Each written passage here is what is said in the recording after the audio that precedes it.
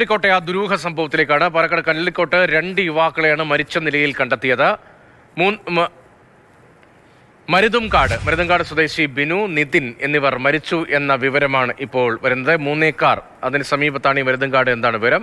ബിനു മരിച്ചത് വെടിയേറ്റ നിലയിലാണ് ഇപ്പോൾ മൃതദേഹം കണ്ടെത്തിയിരിക്കുന്നത്. തോക്കും ദൃശ്യങ്ങളിൽ നമുക്ക് കാണാൻ കഴിയുന്നുണ്ട്. പ്രതികരണങ്ങൾ ആദ്യം.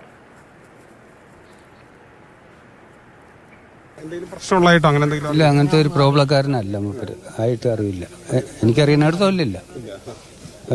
ഈ തോക്കൊക്കെ പലർക്കും അങ്ങനെ എന്തെങ്കിലും തോക്ക് എങ്ങനെ കിട്ടി അങ്ങനെയുള്ള കാര്യങ്ങളൊക്കെ അറിയാം. അതിന്റെ ഡീറ്റെയിൽസ് ഒന്നും എനിക്കറിയില്ല. ഞാനിപ്പോ ഈ നാട്ടിലല്ല, കുറച്ചപ്പുറത്ത് വാക്കോട്. ഇവനെ എപ്പോഴും കല്ലടിക്കോട് ഞാൻ കാണാറുണ്ട്. എന്നും വൈകുന്നേരത്തൊക്കെ കല്ലടിക്കോട് ഇറങ്ങാറുള്ള ആളാണ്. എന്തെങ്കിലും പറഞ്ഞ 3 മണിക്കെന്നാ പറഞ്ഞു കേട്ടു. കേട്ടറിവ് മാത്രമേ ഉള്ളൂ. 3 മണിക്കാണെന്നുള്ള ഇവരെ അറിയോ? ഈ വെടിയേറ്റ് കിടക്കുന്ന അവരെ അറിയാം. അറിയുന്ന എങ്ങനെയുള്ള ആളാണ്? ഇവിടെ പ്രദേശത്തൊക്കെ ആക്റ്റീവായുള്ള ആളാണോ? കുഴപ്പമില്ല, എല്ലാവരുമായിട്ട് നല്ല സൗഹൃദമുള്ള ആളാണ്. അതെ അതെ.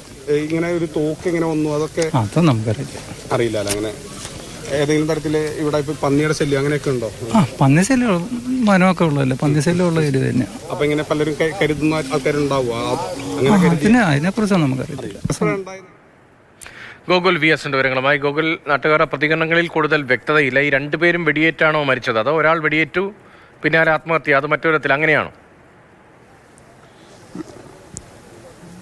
ഇതിൽ ബിനുവിനെ മാത്രമാണ് വെടിയേറ്റ നിലയിൽ കണ്ടെത്തിയിട്ടുള്ളത്. നിതിൻ മരിച്ചത് എങ്ങനെയാണെന്നുള്ളത് വ്യക്തമല്ല. അത് ഈ ബിനുവിന്റെ ഇൻക്വസ്റ്റ് നടപടികൾക്ക് ശേഷമായിരിക്കും അങ്ങോട്ട് പോയി അടുത്ത് ചെന്ന് കൂടുതൽ പരിശോധിക്കുക. ആ സ്ഥലം ഇപ്പോൾ പോലീസ് സീൽ ചെയ്തിരിക്കുകയാണ്. ഇതിൽ ആദ്യമായി കണ്ടത് ബിനുവിനെ ഇങ്ങനെ മരിച്ച നിലയിൽ, വെടിയേറ്റ് മരിച്ച നിലയിൽ കാണുകയായിരുന്നു. തുടർന്ന് പോലീസും സ്ഥലത്തെത്തി ഇൻക്വസ്റ്റ് നടപടികളടക്കം പുരോഗമിച്ചുകൊണ്ടിരിക്കുകയാണ്. ഇതിൽ പ്രധാനമായും പ്രദേശവാസികൾക്കടക്കം ഇതിൽ എന്താണ് ഉണ്ടായതെന്നുള്ളതിൽ ഒരു വ്യക്തതയില്ല. ഇവർ ബിനു എന്താണ്, ബിനു എങ്ങനെയാണ് ഈ സാഹചര്യത്തിലേക്ക് എത്തിപ്പെട്ടത് തുടങ്ങിയ കാര്യത്തിൽ ഒരു വ്യക്തതയില്ല. നിധിനെ കുറിച്ചുള്ള കാര്യങ്ങളും കൂടുതലായി അറിയില്ല. ബിനു ഇടയ്ക്ക് ഇങ്ങനെ വൈകിട്ടൊക്കെ ടൗണിൽ കാണാം, അങ്ങനെ പരിചയമുണ്ട് എന്നുള്ളതുമാണ് കൂടുതൽ പേരും പറയുന്നത്. അതിനപ്പുറത്തേക്ക് കൂടുതൽ ഏതെങ്കിലും ബിനുവിന്റെ സുഹൃത്തുക്കളോ ബന്ധുക്കളോ ഒന്നും തന്നെ ഇവിടേക്ക് എത്തിയിട്ടും ഇല്ല.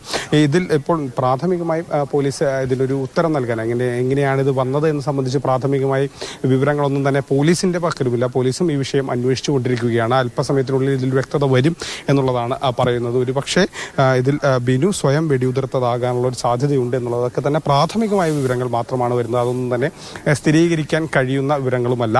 ഏതായാലും പാലക്കാട് ജില്ലാ പോലീസ് മേധാവി അടക്കം ഈ സ്ഥലത്തെത്തിയിട്ടാണ് ഈ പരിശോധന നടക്കുന്നത്. വലിയ പ്രദേശവാസികൾ പലരും ഇവിടേക്ക് കൂടിയിട്ടുമുണ്ട്. അവരെല്ലാം തന്നെ ഇങ്ങനെ ഒരു സംഭവം അറിഞ്ഞതിന്റെ ഞെട്ടലാണ്. കാരണം ഇങ്ങനെ വെടിയേറ്റ് ഒരു ചെറുപ്പക്കാരൻ ഒരാൾ വെടിയേറ്റ് മരിച്ചു, മറ്റൊരാളുടെ മരണവും സംഭവിച്ചു. ഇക്കാര്യത്തിലൊക്കെ കൂടുതൽ വിവരങ്ങൾ ഇനിയും പുറത്തേക്ക് വരേണ്ടതുണ്ട്.